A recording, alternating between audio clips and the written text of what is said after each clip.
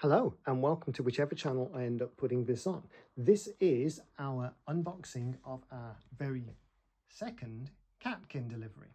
The first one was the trial. We kind of wanted to make sure that they actually ate the thing before we got any. They got sent one box each last time as well.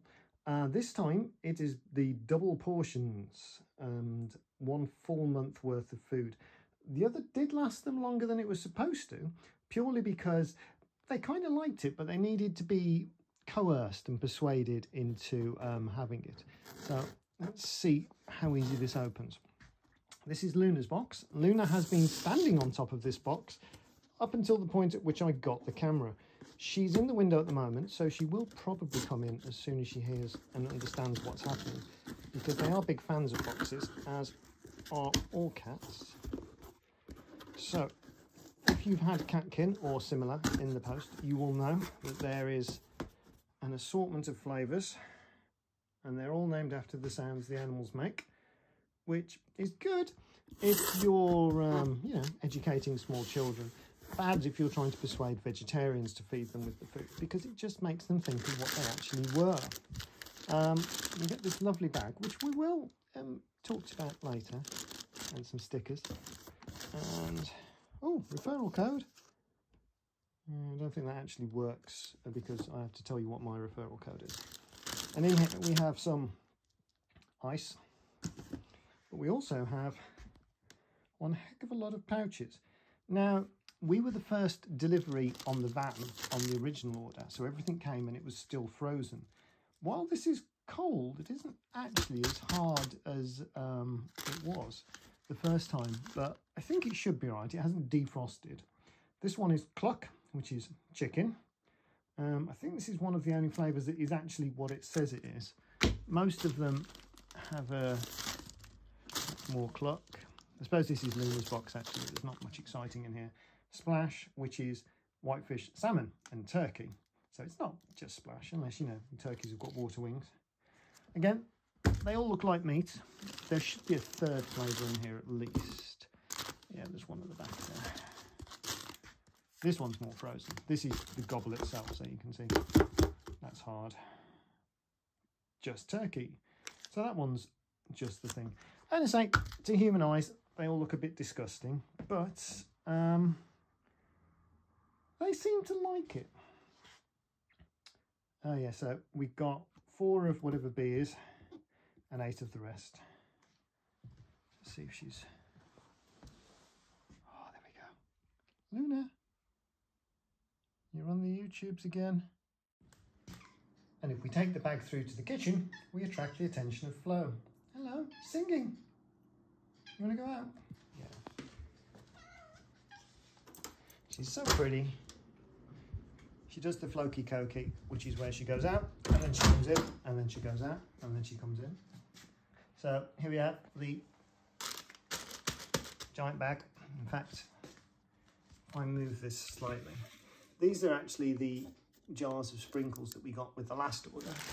They're chicken dust. They give it you free the first time, but then it's quite expensive, but like it really doesn't go down very fast. And it does actually make it a bit more exciting for them, because single texture food is not what cats really want. They want variety, which is why you get different flavours. As you can see, even though we only got 2 weeks worth a month ago, oh, there we go, it's another flavour. This is moo. That's congealed fat. It looks disgusting. Fresh beef. So while the cats are happy to have it, the vegetarian humans are not quite as happy to give it. Well, yeah, these are much better. So we have to find a way to store double this amount that I'm unpacking from the bag in the freezer. There's the oinks. That's what she's got 4 of. The other one that you've missed. Another fat animal one.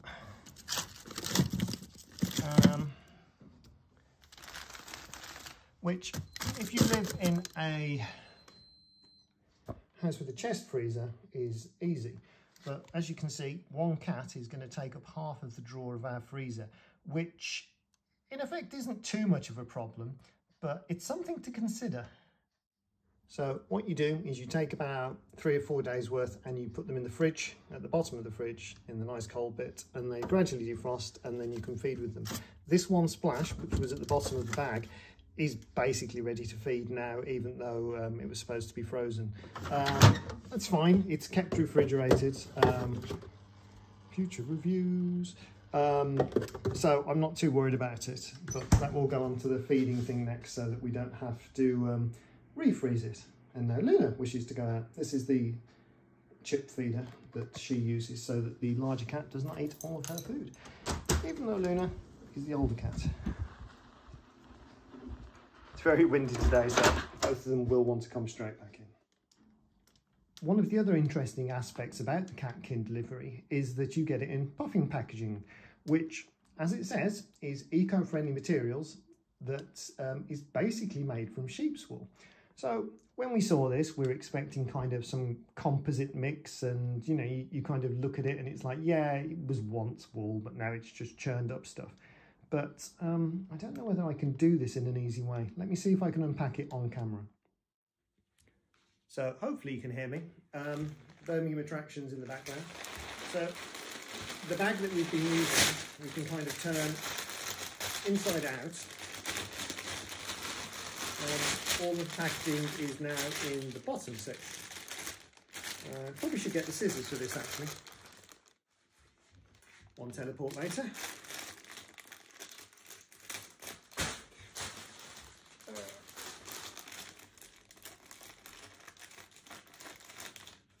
The bag itself can be put into the same recycling as carrier bags and other polythene things, but what we actually now have is a free cat bed. I'm going to be very careful with this at first because it's covered in dust and hair, but as you can probably tell, this is a really decently compacted wool. And what we've been doing is putting it in the outside cat bed, which means that we now have a waterproof, essentially disposable layer that will compost that we can use outside.